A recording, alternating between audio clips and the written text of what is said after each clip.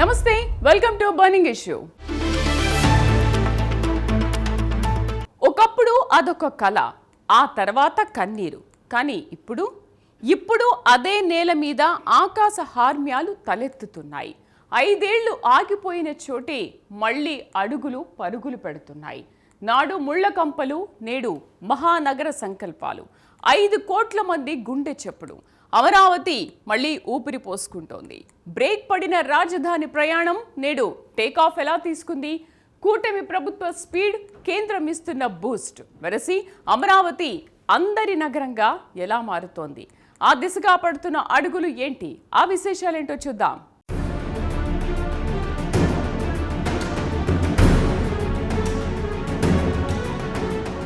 ఒక రాష్ట్ర ఆర్థిక భవిష్యత్తుకు, సమగ్ర అభివృద్ధి భరోసాకు రాజధాని ఒక ఆయుపట్టు లాంటిది. ప్రపంచ పటంలో ఆయా ప్రాంతాల్ని సగర్వంగా నిలబెట్టే ఒక అద్భుతమైన దిక్సూచి. బెంగళూరు, ముంబై, హైదరాబాద్, కోల్కతా వంటి మహానగరాలు ఈ కోవలోనే తమకంటూ ఒక సుస్థిరమైన ముద్రను వేసుకున్నాయి. ప్రత్యేకించి 2014లో రాష్ట్ర విభజన అనే గాయంతో రగిలిపోయిన ఆంధ్రప్రదేశ్కు ఒక బలమైన క్యాపిటల్ సిటీ ఆశలు ఇప్పుడు పూర్తిస్థాయిలో నెరవేరేలా అడుగులు స్పీడ్ అందుకున్నాయి. నాడు బ్రేక్, నేడు టేకాఫ్ అనే సరికొత్త అధ్యయనానికి ఏపీ శ్రీకారం చుట్టింది. ఒక రాజధాని కేవలం మాటల్లోనో కాగితాల్లోనో ఉంటే సరిపోదు. దాన్ని ఆచరణలోకి తీసుకురావడం రాష్ట్ర ప్రభుత్వానికి ఎంత కీలకమో కేంద్ర ప్రభుత్వం సహకారం కూడా అంతే అవసరం. ఇప్పుడు ఆ దిశగానే చక్రం తిరుగుతోందని మనకు స్పష్టంగా అర్థమవుతోంది.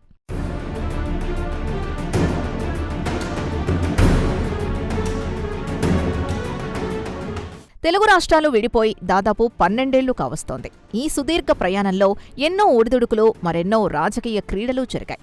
చేతులు కాలేక ఆకులు పట్టుకున్నట్లు కాకుండా గత కాలపు చేదు అనుభవాల్ని తీవ్రంగా పరిగణలోకి తీసుకున్న ప్రస్తుత చంద్రబాబు నాయుడు సర్కార్ అమరావతిని ఏపీకి ఒక అద్భుత మణిహారంగా మార్చేందుకు కంకణం కట్టుకుంది. ఇది కేవలం ఒక పరిపాలనా కేంద్రం మాత్రమే కాదు, 5 కోట్ల ఆంధ్రుల ఆత్మగౌరవానికి ప్రతీకగా నిలవాలన్నదే ప్రభుత్వ ప్రధాన ఉద్దేశంగా రాజకీయ వర్గాలు విశ్లేషిస్తున్నారు. ఈ క్రమంలోనే ప్రజల ఆకాంక్షలకు, వారి భవిష్యత్తు కలలకు అనుగుణంగా ప్రణాళికలు రచిస్తున్నారు. రాబోయే తరాలకు ఒక గొప్ప వారసత్వ సంపదను అందించాలనే ప్రభుత్వ కృత నిశ్చయం ఇప్పుడు అమరావతి అణువణువునా సజీవంగా నిలుస్తోంది.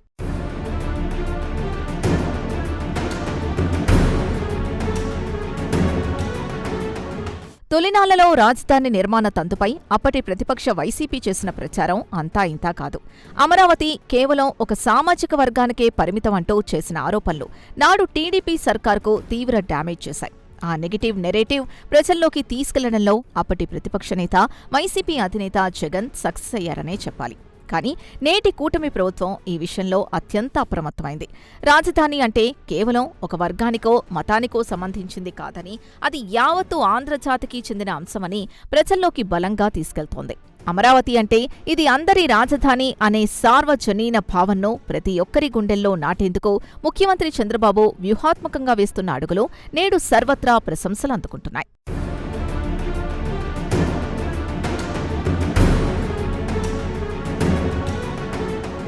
ఈ విశాలమైన సమ్మిళిత దృక్పథంలో భాగంగానే అమరజీవి శ్రీ పొట్టి శ్రీరాములు 58 అడుగుల భారీ విగ్రహాన్ని నెలకొల్పేందుకు అంకురార్పణ జరిగింది. ఇది కేవలం ఒక విగ్రహ ఏర్పాటు మాత్రమే కాదు, యావత్తు తెలుగు జాతి కోసం ప్రాణాలర్పించిన ఆ మహనీయుని త్యాగానికిస్తున్న ఘన నివాళి. ఈ నిర్ణయం ద్వారా ప్రభుత్వం ఒక స్పష్టమైన సంకేతాలిస్తోంది. రాజధాని అనేది ఒక గొప్ప చారిత్రక పునాది మీద త్యాగధనుల స్ఫూర్తితో నిర్మితమవుతోందనే భరోసాని కల్పిస్తోంది. ఈ విగ్రహం అమరావతికి ఒక జాతీయవాద శోభను అద్దడమే కాకుండా కులమతాలకు అతీతంగా రాష్ట్ర ప్రజలందర్నీ ఏకం చేసే ఒక మహాశక్తిగా నిలుస్తుందని సామాజిక, రాజకీయ మేధావులు సైతం విశ్లేషిస్తున్నారు.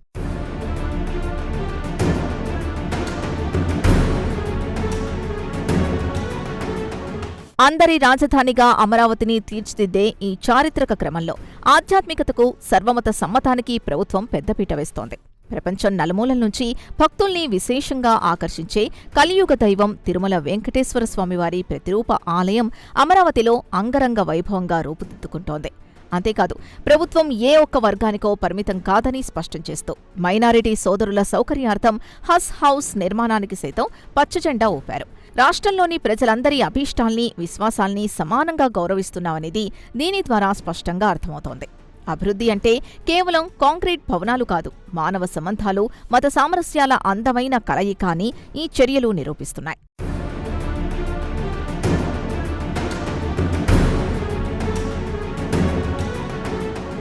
రాష్ట్రవ్యాప్తంగా అభివృద్ధి ఆయా జిల్లాల్లో సమతుల్యంగా సాగేలా వికేంద్రీకరణ నిర్ణయాలు తీసుకోవడం ఒక ఎత్తైతే, వీటన్నిటికీ సెంటర్ ఆఫ్ అట్రాక్షన్గా అమరావతిని ఒక అంతర్జాతీయ స్థాయి క్యాపిటల్ సిటీగా నిలబెట్టడమే చంద్రబాబు సర్కార్ ఏకైక ఎజెండా. ఈ మహాయజ్ఞంలో డిప్యూటీ సీఎం పవన్ కళ్యాణ్ సైతం ముఖ్యమంత్రి ఆలోచనా విధానాన్ని పూర్తిగా బలపరుస్తున్నారు.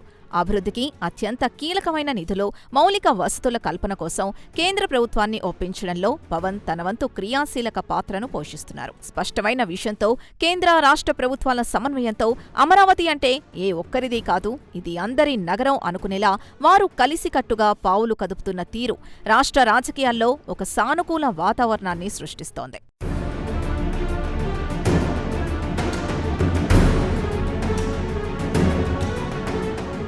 రాజధాని అంటే కేవలం పరిపాలనా భవనాలు మాత్రమే కాదు, అది రాష్ట్ర యువత భవితకు భరోసానిచ్చే ఒక మహా ఆర్థిక కేంద్రం. 2024లో కూటమి ప్రభుత్వం వచ్చిన తర్వాత గడిచిన 2 ఏళ్లలో ఈ దిశగా పడిన అడుగులు స్పష్టమైన సంకేతాలిస్తున్నాయి. గతంలో పెట్టుబడులు వెనక్కి మళ్లిపోవడంతో నిరుత్సాహపడిన యువతకు నేడు అమరావతి సరికొత్త ఆశలు రేకెత్తిస్తోంది. మళ్లీ ఐటీ, ఫార్మా, బహుళజాతి సంస్థలు రాజధానిలో కొలువుతీరుతుండడం మార్కెట్ వర్గాల్లో చర్చనీయాంశంగా మారింది. యువతకు భారీగా ఉద్యోగావకాశాలు సృష్టించడం ద్వారా అమరావతిని రాష్ట్రానికి ఒక ఎకనామిక్ ఇంజిన్లా మార్చాలన్న ప్రభుత్వ లక్ష్యం 2 సంవత్సరాల్లోనే సత్ఫలితాలనిస్తోందని మనకు అర్థమవుతోంది. ప్రజల జీవన ప్రమాణాలు పెరిగినప్పుడే ఇది అందరి రాజధాని అన్న మాటకు అసలైన సార్థకత చేకూరుతుందని మేధావులు విశ్లేషిస్తున్నారు.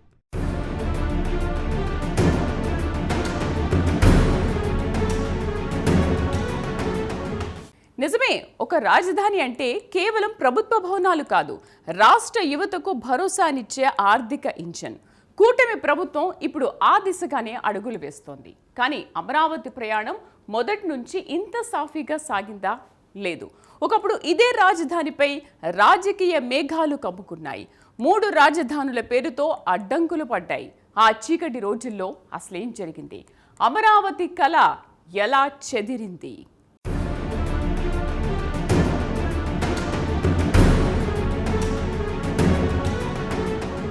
ఒక్కసారి గతంలోకి తొంగిచూస్తే 2014లో అప్పటి టీడీపీ సర్కారు అమరావతిని రాజధానిగా ప్రతిపాదించినప్పుడు నాడు ప్రతిపక్షంలో ఉన్న వైసీపీ సైతం అసెంబ్లీ సాక్షిగా తలూపింది.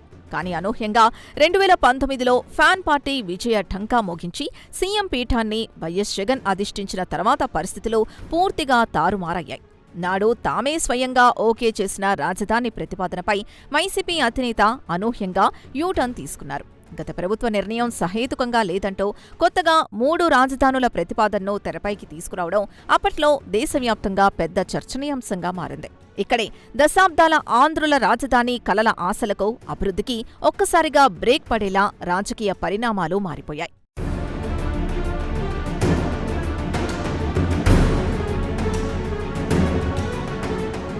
మూడు రాజధానుల నిర్ణయంతో అప్పటి వరకు శరవేగంగా సాగిన అమరావతి పనులు అర్థాంతరంగా ఆగిపోయాయి. అప్పటికే రాష్ట్ర ఆర్థిక పరిస్థితి అంతంతమాత్రంగా ఉంటే మూలిగే నక్క మీద తాటికాయ పడ్డట్టు క్యాపిటల్ మార్పు ప్రకటనతో పెట్టుబడులు వెనక్కి మళ్లాయి. వివిధ పరిశ్రమలు, రియల్ ఎస్టేట్, సామాన్య వర్గాలపై దీని ప్రభావం తీవ్రంగా పడింది. 2019 నుంచి 2024 వరకు సాగిన ఈ 5 ఏళ్ల కాలంలో ఏపీ ప్రజలు రాజధాని అన్న మాటను దాదాపుగా మరిచిపోయే దుస్థితికి చేరుకున్నారు. ఆకాశ హర్మ్యాలు లేవాల్సిన చోట ముళ్లకంపలు వెలిశాయి. ఒక అద్భుతమైన మహానగరంగా రూపుదిద్దుకోవాల్సిన ప్రాంతం కాస్త రాజకీయ కక్ష సాధింపులకు బలైపోయి పాడుబడిన ప్రాంతంగా మిగిలిపోవటం రాష్ట్ర చరిత్రలో ఒక చేదు జ్ఞాపకంగా మిగిలింది.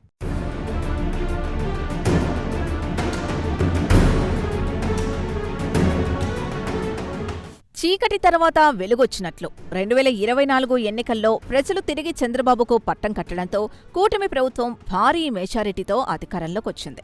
ఇక్కడి నుంచే నాడు పడిన బ్రేక్లకు ఎండ్ కార్డు పడి నేడు అమరావతి సరికొత్త టేక్ ఆఫ్ దశకు చేరుకుంది. రాజధాని నిర్మాణంపై ప్రజల్లో ఆశలు మళ్లీ బలంగా చిగురించాయి. ఈ మహాకార్యాచరణకు కేంద్ర ప్రభుత్వం అండగా నిలవడం, నిధులు భారీగా కేటాయించడం వంటి పరిణామాలతో అభివృద్ధి పనులు విపరీతంగా ఊపందుకున్నాయి. వరల్డ్ బ్యాంక్ నిధులు, జాతీయ పెట్టుబడులు, అత్యాధునిక కట్టడాలు, మౌలిక సదుపాయాల స్వరూపం ఇప్పుడు అమరావతి ముఖచిత్రాన్ని క్షణక్షణానికి మార్చేస్తున్నాయి. నాడు నిరాశాలముకున్న చోట నేడు భవిష్యత్తుపై అపారమైన నమ్మకం మొలకెత్తుతోంది.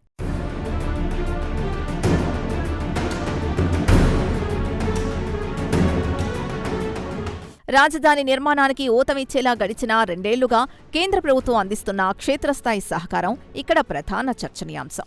నాడు బ్రేక్, నేడు టేకాఫ్ అన్న పదానికి అద్దం పడుతూ అమరావతికి మణిహారంగా నిలిచేలా ఏకంగా 2,000 కోట్లకు పైగా వ్యయంతో చేపట్టిన నూతన రైల్వే లైన్ ప్రాజెక్టు పనులు ఇప్పుడు శరవేగంగా సాగుతున్నాయి. కలిసొచ్చే కాలానికి నడిచొచ్చే కొడుకు పుడతాడు అన్నట్లుగా రాష్ట్ర ప్రభుత్వ కృషితో పాటు కేంద్రం నిధుల వరద పారించడంతో ఔటర్ రింగ్ రోడ్, జాతీయ రహదారుల అనుసంధానం వంటి భారీ ప్రాజెక్టులన్నీ నేడు పరుగులు పెడుతున్నాయి.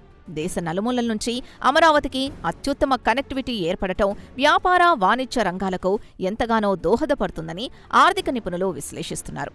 మహానగర దర్పం ఏమిటో ఇప్పుడు అందరికీ అర్థమవుతోంది.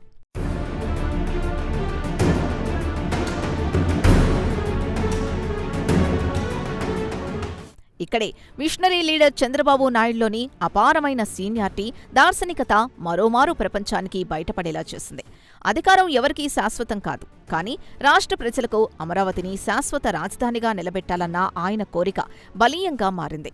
రాజధాని అంటే కేవలం కొన్ని ప్రభుత్వ బిల్డింగ్లు నిర్మించడం కాదని, అంతర్జాతీయ స్థాయి ప్రమాణాలకు ధీటుగా ఉండాలన్న ప్రభుత్వ కాంక్షను చేతల రూపంలో చేసి చూపెడుతున్నారు. కీలకమైన కేంద్ర ప్రభుత్వ రంగ సంస్థలు, బ్యాంకింగ్ సముదాయాలు, న్యాయశాఖ భవంతులు, రాష్ట్ర ప్రభుత్వ కార్యాలయాలు, ఉద్యోగుల ఇళ్ల నిర్మాణాలతో అమరావతి రూపురేఖలు పూర్తిగా మారిపోయాయి. 5 ఏళ్లు అనాథగా మిగిలిన చోట నేడు తలతలలాడే రోడ్లు సరికొత్త అభివృద్ధికి స్వాగతం పలుకుతున్నాయి.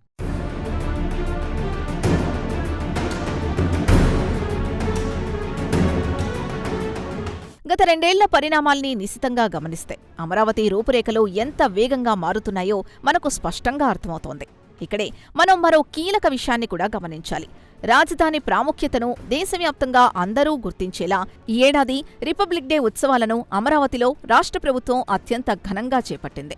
2024లో అధికారంలోకొచ్చిన నాటి నుంచి చేస్తున్న కృషితో భవిష్యత్తులో రాష్ట్ర స్థాయిలోనే అన్ని అధికారిక, జాతీయ ఉత్సవాలకు అమరావతే శాశ్వత వేదిక కానుందని దీని ద్వారా ప్రభుత్వం స్పష్టమైన సంకేతాలిస్తోంది.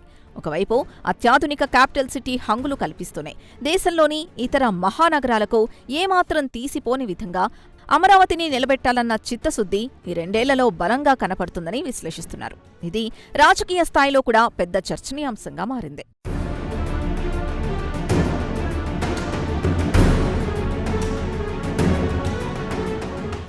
రాజకీయాలు ఎవరికీ శాశ్వతం కాదు, కానీ రాష్ట్రానికి రాజధాని శాశ్వతం. 5 ఏళ్ల పాటు ఆగిపోయిన అమరావతి నేడు తన ఉనికిని చాటుకోవడమే కాదు, తన సత్తా ఏంటో దేశానికి చూపిస్తోంది. పార్లమెంటు చట్టబద్ధత అనే రక్షణ కవచంతో అమరావతి ఇక తిరుగులేని మహానగరంగా చరిత్రలో నిలిచిపోవడం ఖాయం. ఇది కేవలం ఇటుకలు, సిమెంటుతో కడుతున్న నగరం కాదు, ఎన్నో అవమానాలను తట్టుకొని నిలబడిన ఒక జాతి ఆత్మ గౌరవ ప్రతీక. ఇది 5 కోట్ల ఆంధ్రుల అమరావతి.